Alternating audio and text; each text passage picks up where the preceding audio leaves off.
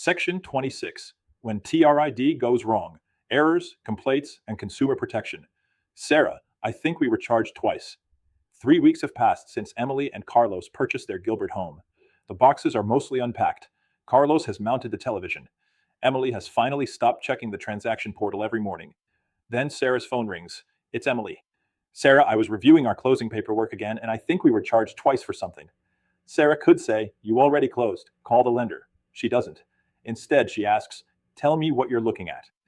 That's where good consumer protection begins. A complaint usually starts with a question. Most clients don't begin by saying, I would like to file a regulatory complaint. They begin with, why did this change? Where did my credit go? Why wasn't I told? Why did closing get delayed? Why did I pay this? Those questions matter. Sometimes the explanation is simple. Sometimes there is an actual mistake. And sometimes a communication failure makes a correct charge look suspicious because nobody explained it. Sarah's first responsibility is not to defend everyone involved. It's to understand the concern. Common TRID problems. Think about everything we've seen during Emily and Carlos's transaction. The loan estimate could be delivered late. A revised loan estimate could be issued incorrectly. A contract amendment could fail to reach the lender. A seller credit could be entered incorrectly. A closing disclosure could contain outdated transaction information. The buyer could misunderstand the 3-business-day rule. A financing change could threaten the contractual closing date. An agent could promise something the lender never approved. A referral arrangement could create a RESPA concern. Many problems aren't caused by one dramatic event. They're caused by several small failures stacked together. The agent is not the lender's compliance officer. Emily asks Sarah, did Jason violate TRID? Sarah should be careful. She understands TRID much better after this transaction, but that doesn't make her the lender's attorney or compliance officer. Sarah can identify the issue. She can gather the documents. She can ask Jason for an explanation. She can involve Maria if the concern relates to settlement figures. She can involve her broker if the issue touches Sarah's representation or the real estate contract. What she shouldn't do is immediately announce, yes, that's a federal violation. Knowing enough to recognize a potential issue is different from being qualified to make the final legal determination. But Sarah still has her own duties. Here's the other side. Sarah cannot hide behind, that's a lender issue. Suppose Emily's complaint involves a seller credit. Sarah had the executed amendment. She knew the seller agreed to $10,000. She noticed only $5,000 on the closing disclosure. Now, Sarah's conduct becomes part of the story. A lender may have federal disclosure responsibilities. An escrow company may have settlement responsibilities, but Sarah still has Arizona professional duties. AAC R428-1101 requires licensees to deal fairly and exercise reasonable care in carrying out their responsibilities. One professional's responsibility doesn't erase another professional's responsibility. Recognize. Here's a practical system you can use. Step 1. Recognize the issue. Don't dismiss the client. Emily says she believes she was charged twice. Sarah identifies exactly which two amounts Emily is comparing. Maybe one is a tax proration and the other is an escrow deposit. Maybe they aren't duplicates at all. You can't solve a problem you haven't identified. Document. Step 2. Document what you're looking at. Sarah pulls the transaction file. She locates the loan estimate, the closing disclosure, the purchase contract, the amendment. Escrow communications. Now she's working from documents rather than memory. Imagine Sarah says, I remember Jason telling us that was fine. That's not nearly as useful as having the actual written communication. Communicate. Step 3. Communicate with the professional responsible for the issue. If the question involves a lender charge, involve Jason. If it's a settlement calculation, involve Maria. If it's a contractual term, Sarah reviews the transaction documents and involves her broker as necessary. Good communication sounds like this. Emily has a question concerning these two amounts on the closing disclosure. Can you explain what each charge represents?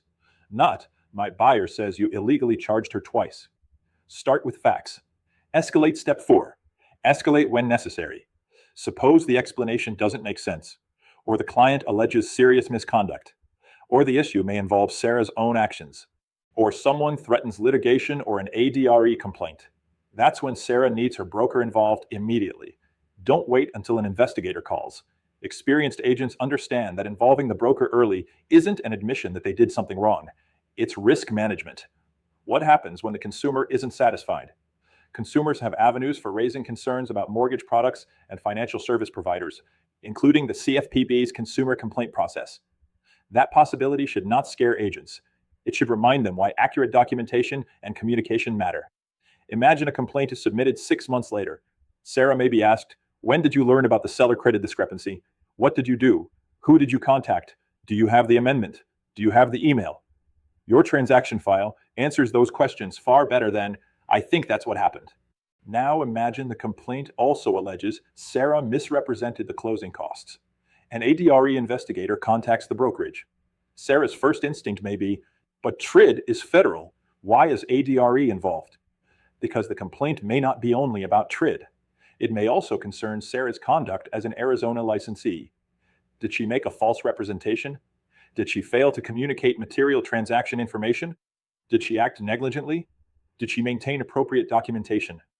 The federal mortgage issue and Arizona licensing issue can exist in the same transaction.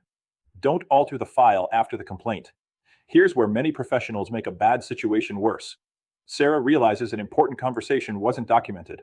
She thinks, "I'll just add a note dated back to closing week." Don't do that. Preserve the actual file.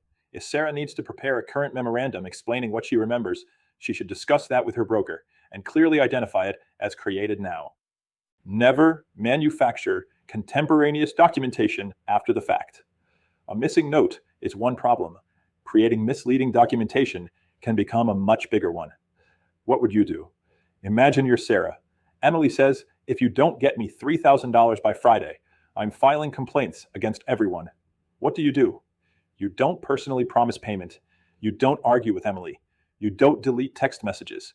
You don't call Jason and demand that he make this disappear. You notify your broker. Preserve the transaction records. Identify the exact complaint. Gather the relevant documents. Then respond through the appropriate process. Professionalism matters most when the client is upset. Broker tip: facts before conclusions. When a TRID-related complaint appears, remember 4 words: recognize, document, communicate, escalate. Don't diagnose before investigating. Don't promise money before understanding the issue. Don't blame another professional before reviewing the documents. And don't wait to involve your broker when the situation is becoming a dispute. Emily's question turns out to have a simple explanation. The 2 amounts she thought were duplicates were actually serving different purposes. But not every problem ends that easily. In our next section, we're going deeper into enforcement and penalties. What can happen when TILA, RESPA, or Arizona licensing requirements are actually violated, and why "I didn't know" is a terrible compliance strategy. Online discussion 1. Emma will tell Sarah that she believes the lender violated TRID. Should Sarah immediately agree that a federal violation occurred? No. Sarah should identify the specific concern, gather the relevant documents, and communicate with the professional responsible for the questioned disclosure or charge. She should understand enough about TRID to recognize potential issues, but she should avoid making legal or regulatory conclusions outside her expertise. Her broker should be involved when the issue may affect the real estate representation or develop into a dispute.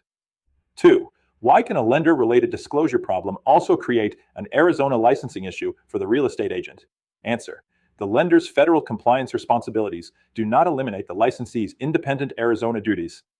If the agent misrepresents transaction information, fails to exercise reasonable care, ignores known discrepancies, or otherwise improperly handles matters within the agent's role, the agent's conduct may create a separate licensing concern, even though the original issue involved mortgage disclosures. 3. What should Sarah do if Emily threatens to file a complaint and demands that Sarah personally pay her $3,000? Answer: Sarah should avoid making an immediate payment promise or arguing with the client. She should promptly notify her broker, preserve the transaction records, identify the exact basis of Emily's complaint, gather the relevant documentation, and respond through the appropriate professional process. Accurate records and early broker involvement are important once a disagreement becomes a potential claim or regulatory complaint.